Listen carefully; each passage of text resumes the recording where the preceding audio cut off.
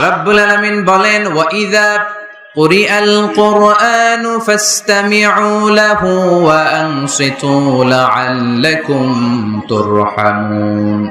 যখন তোমাদের সামনে কোরআনের তেলাওয়াত করা হয়, কোরআন থেকে বর্ণনা দেওয়া হয়, কোরআনের তাফসীর করা হয়, কান দুটো খরগোশের কানের মতো খাড়া করে মনোযোগ দিয়ে ওই আলোচনা শোনো আর একেবারে চুপচাপ থাকো, তাহলে তোমাদের উপর রহমত নাজিল করবে কে? তাহলে কোরআন আমাদের জন্য সুসংবাদ আমরা পেলাম।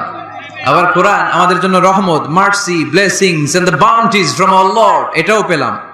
এরপরে আল্লাহ বললেন হুদা, কোরআন আমাদেরকে হেদায়েত দেয়। কোরআনে সব কিছু আছে, এটা হেদায়েতের বই।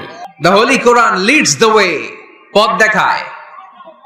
The Holy Quran guides us to the right sense of direction. কোন দিকে যেতে হবে এটা দেখায়। এটা হুদাল লিল মুত্তাকিন, এটা মুত্তাকিনদের জন্য পথপ্রদর্শক।